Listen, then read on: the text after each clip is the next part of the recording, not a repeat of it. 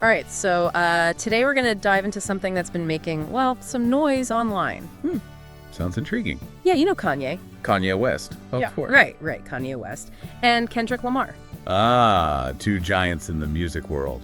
I'm all ears. Well, these two, they go way back. I mean, features, tours, you name it. Yeah, history of collaboration for sure. But recently, things have taken a bit of a, let's say, a turn. Oh, a turn how? So picture this. Louis Vuitton event back in 2023, Kendrick's performing. Okay, big stage, big names. I'm following. Clip of the performance makes its way to Kanye, and his reaction, let's just say it was blunt.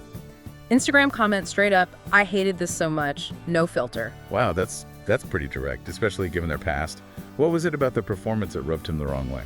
Well, that's the thing, right? We don't know specifics. It's just this raw, visceral reaction, and it doesn't stop there. Oh, there's more. So much more.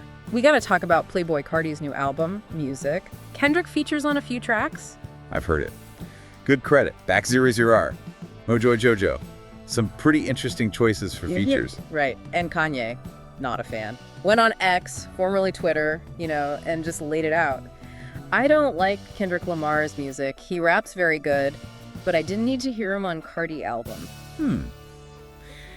It's like he's acknowledging Kendrick's skill, but almost like he thinks it was misplaced, or maybe just not his taste. Yeah, it's a weird mix of praise and, well, I guess you could call it shade. Right. It makes you wonder, what's the line between personal preference and, objective talent, especially in a collaborative space like music?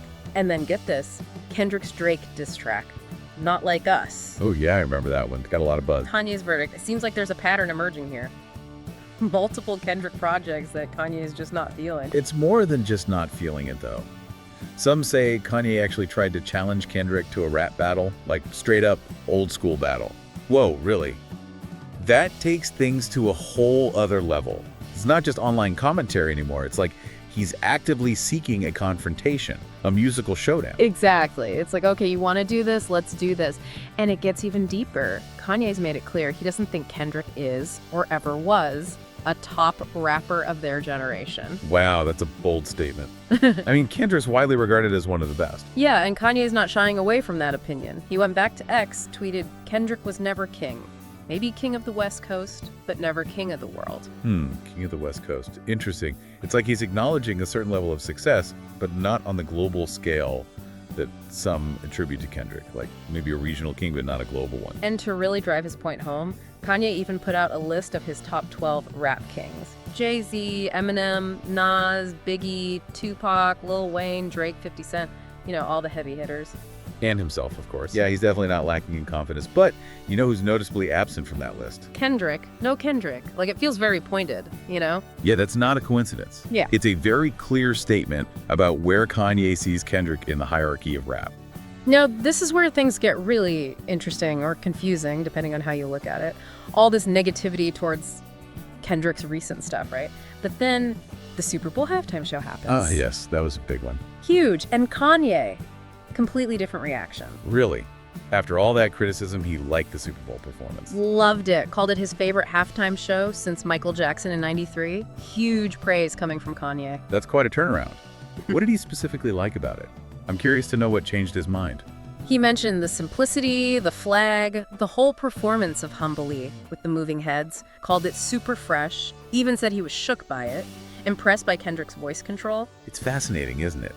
How one artist can have such contrasting reactions to another's work. What clicks for him in one context might completely miss the mark in another, even if it's the same artist. Makes you think, what are those specific elements that resonate with Kanye, and what are the triggers for his negative responses?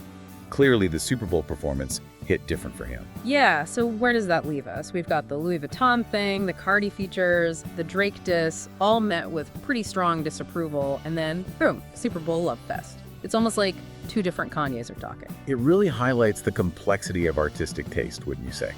What one person finds lacking, another might find brilliant. And it's a reminder that relationships between artists, even those who've collaborated, can be full of these unexpected shifts in perspective. It's like, you're looking in from the outside, and it's easy to label things as good or bad, But when you're in it, when you're creating at that level, those lines get blurry. It's competition, it's respect, it's personal taste, it's all tangled up. Absolutely. And this whole Kanye Kendrick situation gives us this little peek into that world, these public figures, these giants of music, having these very human reactions to each other's work. So as we wrap this up, what have we learned? We've seen Kanye go from harsh critic to enthusiastic fan, all within a relatively short span of time. It makes you think, doesn't it? About the pressures these artists face, the constant scrutiny, and how that affects their perceptions of each other. It's a messy, fascinating world, and we just got a glimpse of it.